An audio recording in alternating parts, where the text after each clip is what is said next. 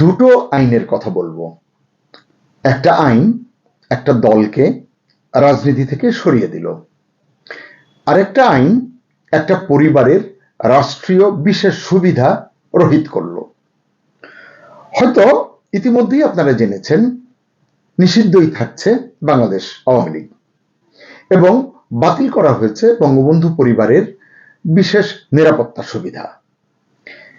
এখন জনমনে প্রশ্ন একটাই, এটা কি আইনের শাসন নাকি রাজনৈতিক প্রতিশোধের শুরু?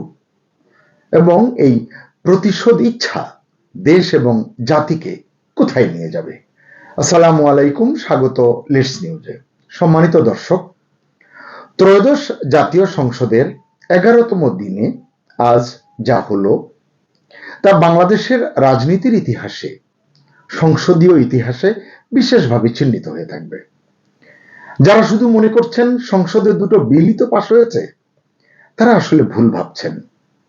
আসলে আজকের এই সিদ্ধান্ত দুটো বাংলাদেশের রাজনীতিতে একটা মেজর শিফট, এভাবে দেখতে হবে।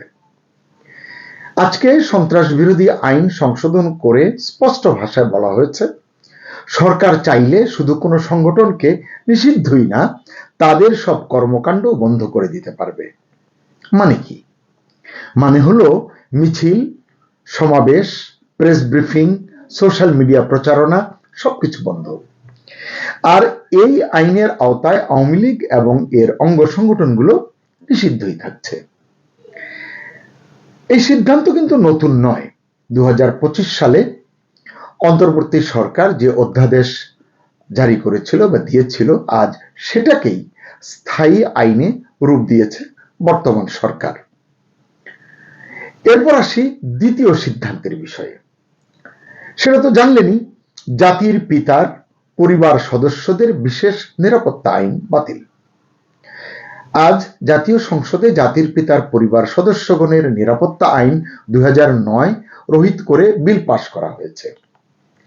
এর মাধ্যমে শেখ পরিবারের সদস্যদের জন্য বরাদ্দ বিশেষ রাষ্ট্রীয় নিরাপত্তা এবং অন্যান্য সুবিধা বাতিল হলো। আপনারা জানেন যে 2009 সালের 15 অক্টোবর জাতির পিতার পরিবার সদস্যগণের নিরাপত্তা আইন 2009 গ্যাজেট আকারে জারি করা হয়েছিল। এরপরে 2015 সালের 25 মে এই আইনের অধীনে পরিবার সদস্যদের বিশেষ নিরাপত্তা ও সুবিধাদি প্রদানের জন্য প্রজ্ঞাপন জারি করা হয়েছিল। রাষ্ট্রপতির অনুমোদন ক্রমে, রাষ্ট্রপতি মানে মোহাম্মদ শাহাবুদ্দিন চুপ্পু, তার অনুমোদন ক্রমে অন্তর্বর্তী সরকারের সময়ে 2024 সালের 9 সেপ্টেম্বর জাতির পিতার পরিবার সদস্যগণের নিরাপত্তা রহিতকরণ অধ্যাদেশ 2024 জারি করা হয়। সেই অধ্যাদেশই স্থায়ী বিল আকারে সংসদে পাশ হলো, যেটা বললাম, হয়তো আপনারা জেনেছেন। এখন আপনি প্রশ্ন করতেই পারেন, দুটো সিদ্ধান্ত একসাথে কেন, একই দিনে কেন? এটা কি শুধু আইনের আপডেট, নাকি এটা টার্গেটেড কোন রাজনৈতিক মেসেজ বা বার্তা? দুটো সিদ্ধান্ত নিয়েই আলোচনা সমালোচনা হচ্ছে, তর্ক হচ্ছে, হবে। এটি যখনই আলোচিত প্রসঙ্গ ক্রমে আসবে, আলোচনা হবে। ইউরোপ ভিত্তিক গবেষণা ও নীতি সংস্থা south Asia Democratic forum SADF, তারা বলেছে এই নিষেধাজ্ঞা গণতন্ত্রের জন্য হুমকি। SADF ইউরোপীয় ইউনিয়নের মানবাধিকার বিষয়ক বিশেষ প্রতিনিধি কাইসা ওলংগ্রেনের কাছে একটি বিশাল বিস্তারিত চিঠি পাঠিয়েছে। সেই চিঠিতে তারা লিখেছে, SADF লিখেছে, আওয়ামী লীগের রাজনৈতিক কার্যক্রম নিষিদ্ধ করার সিদ্ধান্ত দেশটির গণতান্ত্রিক কাঠামোকে মারাত্মকভাবে ক্ষতিগ্রস্ত করছে। একটি প্রধান রাজনৈতিক শক্তিকে রাজনৈতিক অঙ্গন থেকে সরিয়ে দেওয়ার সমতুল্য, যা গণতান্ত্রিক বহুত্ববাদ ও অংশগ্রহণমূলক রাজনীতির পরিপন্থী। এখন সকলেই আসলে বাংলাদেশে একটি অংশগ্রহণমূলক, অন্তর্ভুক্তিমূলক রাজনীতি চান, কিন্তু আসলে বর্তমান সরকার সেই পথে হাঁটছে না। SADF লিখেছে, এই নিষেধাজ্ঞা বাংলাদেশের সংবিধানে বর্ণিত মৌলিক অধিকারের সরাসরি লঙ্ঘন এবং ন্যায় বিচারের মৌলিক নীতির সঙ্গে সাংঘর্ষিক। এই সিদ্ধান্ত আন্তর্জাতিক মানবাধিকার আইন এবং বাধ্যবাধকতারও পরিপন্থী।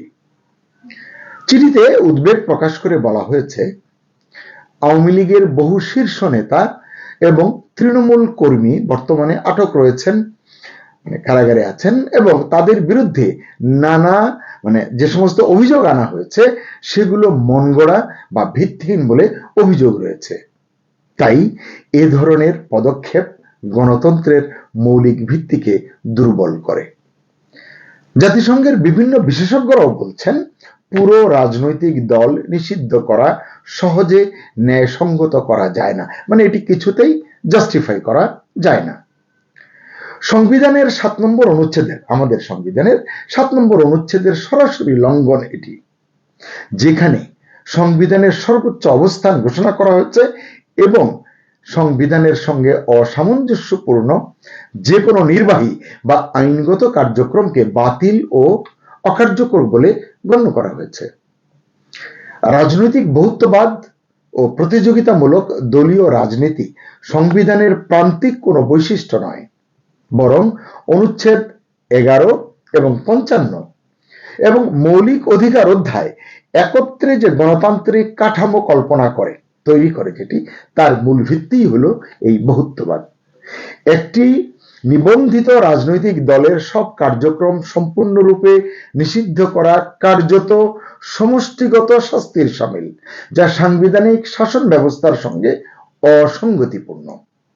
সংবিধানের 36 থেকে 40 অনুচ্ছেদের সঙ্গেও সাংঘর্ষিক। অথচ সংবিধান একজন নাগরিককে তার পূর্ণ সাংবিধানিক অধিকার ভোগ করার প্রতিশ্রুতি দিয়েছে বা দেয়।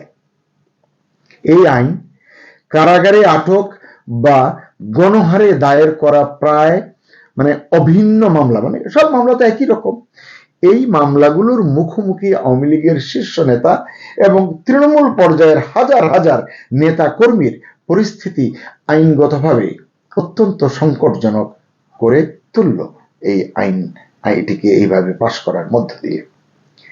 এই অবস্থান সংবিধানের 31 অনুচ্ছেদের আলোকে আইনের সুরক্ষার অধিকার লঙ্ঘন করে এবং পরোক্ষভাবে আগাম শাস্তিকে প্রাতিষ্ঠানিক রূপ দেয়। বাংলাদেশ 2000 সালে নাগরিক ও রাজনৈতিক অধিকার সম্পর্কিত আন্তর্জাতিক চুক্তি ICCPR সেটাতে যোগ দিয়েছে। এই চুক্তির 19, 21, 22 অনুচ্ছেদ মত প্রকাশ, শান্তিপূর্ণ সমাবেশ এবং সংগঠনের স্বাধীনতা সুরক্ষা দেয়, যার মধ্যে রাজনৈতিক দল গঠন ও তাতে অংশগ্রহণের অধিকার অন্তর্ভুক্ত। জাতিসংঘ মানবাধিকার কমিটি 12 সেপ্টেম্বর 2011 সালে গৃহীত সাধারণ মন্তব্য নম্বর 34-এ জোর দিয়ে বলেছে, রাজনৈতিক মত প্রকাশ সর্বোচ্চ সুরক্ষা পাওয়ার যোগ্য এবং রাজনৈতিক সংগঠনের উপর সাধারণ নিষেধাজ্ঞা প্রাথমিকভাবেই 19 অনুচ্ছেদের সঙ্গে অসঙ্গত। পরে 17 সেপ্টেম্বর 2020 গৃহীত সাধারণ মন্তব্য নম্বর 37-এ সমাবেশের অধিকার প্রসঙ্গে জনশৃঙ্খলার নামে রাজনৈতিক অংশগ্রহণ দমনমূলক ব্যবস্থার বিরুদ্ধে সতর্কতা প্রদান করে। এ সংক্রান্ত একাধিক আইনি যুক্তি, সাংবিধানিক দফাওয়ারি ব্যাখ্যা, বিশ্লেষণ আরো আছে। আমি আমার সামনে কাগজ আছে, আমি হয়তো দেখে দেখে পড়ে শোনাতে পারি আপনাদেরকে, কিন্তু কি লাভ? এতে ভিডিওর কলবর বাড়বে, জ্ঞান গর্ভ ভারী ভারী কথা হয়ে যাবে, এতে আপনার আমার ব্রেনকে এক ধরনের চাপ দেওয়া হবে। কি লাভ এই চাপ দিয়ে? যারা আইন করে সিদ্ধান্তগুলো পাকাপোক্ত করেছেন তারা এর ভালো মন্দ সবচেয়ে বেশি জানেন, ভালো জানেন।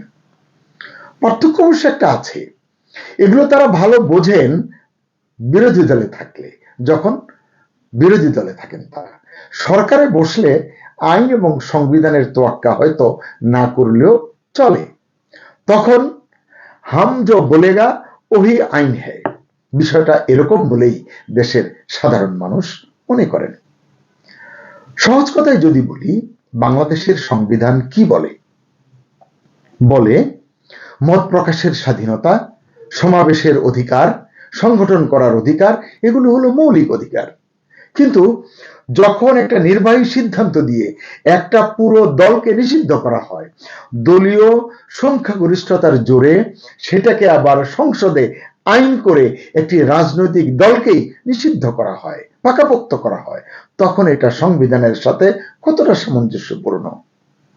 সবচেয়ে বড় কথা, এটা কি কালেকটিভ পানিশমেন্ট বা সমষ্টিগত শাস্তি? সুপ্রিয় দর্শক, রাজনীতিতে বার্তা বা মেসেজ খুব গুরুত্বপূর্ণ একটি বিষয়।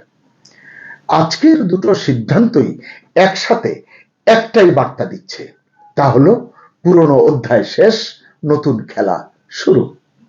কিন্তু প্রশ্ন হচ্ছে, সেই খেলা কি গণতন্ত্রের খেলা নাকি প্রতিশোধের খেলা? দর্শক, আপনার কি মনে হয়, এটা কি আইনের শাসন প্রতিষ্ঠার পক্ষে এগিয়ে গেলাম আমরা, নাকি রাজনৈতিক প্রতিপক্ষকে পুরোপুরি পুরোপুরি ধ্বংস করার, নিশ্চিহ্ন করার বা সরানোর কৌশল নিলাম আমরা? কমেন্টে আপনার মতামত জানান। আর এমন বিশ্লেষণ পেতে লিস্ট নিউজের সঙ্গেই থাকুন। লিস্ট নিউজ সাবস্ক্রাইব করুন। শুভকামনা সবার জন্য। আল্লাহ হাফিজ।